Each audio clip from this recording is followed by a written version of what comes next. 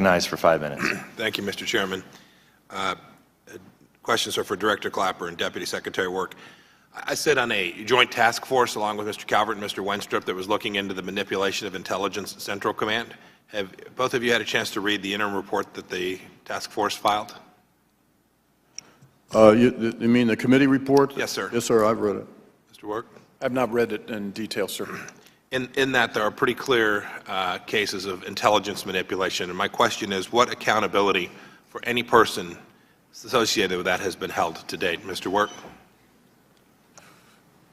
Sir, what we have been waiting on is the completion of the IG investigation. Mr. Work, it's been, just for the record, it's 2 years. We have soldiers in the field, and we had intelligence that wasn't getting to the right place to keep these young men and women safe so that we could make good policy decisions. It's been 2 years. To tell a soldier that you're waiting on an IG report is unacceptable. Tell me who's been held accountable. I would have to ask Undersecretary of Defense Letcher if any particular people have been held accountable. What the Secretary and I have said over and over and over again, we expect the highest standards in the intelligence community. Did we get that, Mr. Work? Did our soldiers get that? The IG report will tell us, but as Director Clapper spoke to, the overall assessment is that we are improving.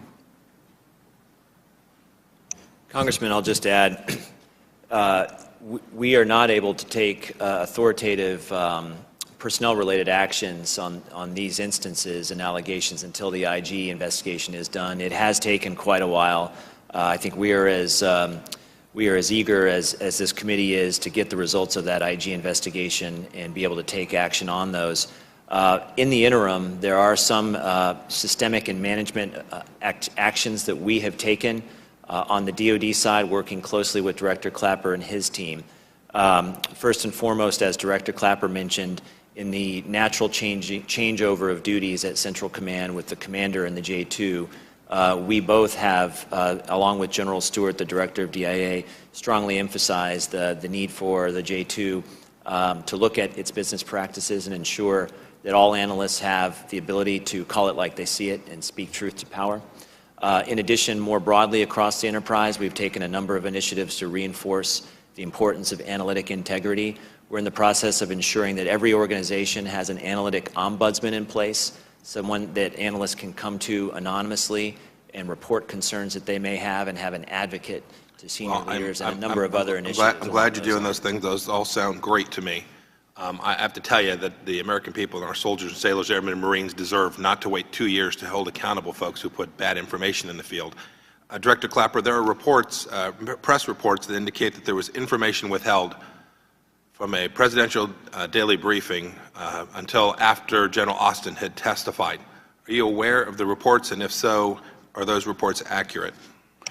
I'm aware of the reports, and the examination done by our analytic integrity officer didn't find any substantiation of that.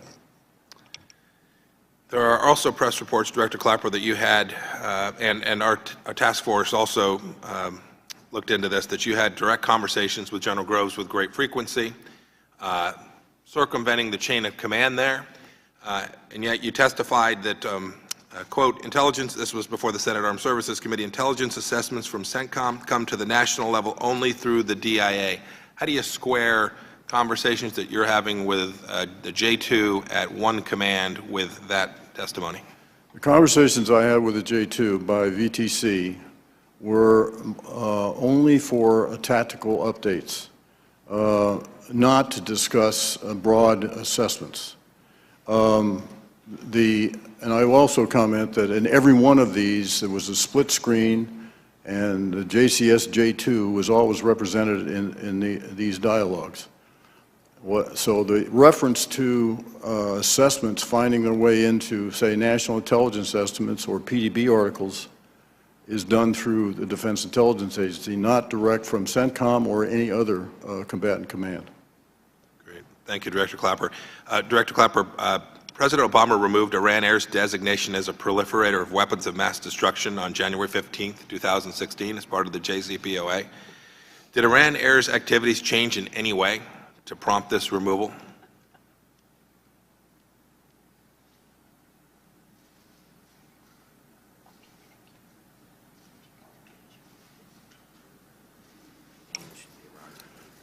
I believe, if I'm correct, Iran is still a state sponsor of terrorism. I don't think we've reclassified Iran. Right, no, that's my question. But the president removed Iran Air's designation as a proliferator of weapons of mass destruction and a provider of material support to the IRGC as part of the JCPOA, or simultaneously with the JCPOA, more properly.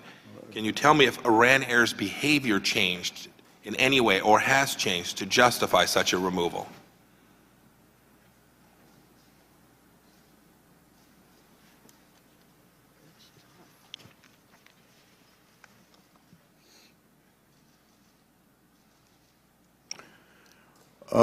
I can't say that Iran's behavior has changed. It has continued aggressive missile development and missile fielding. I think in terms of its proliferating to other countries, I don't think, I can't, I'd have to research that and provide on a classified basis if we have information on that. Thank you, Director Kleppers. Thank you, Mr. Chairman. Mr. Himes.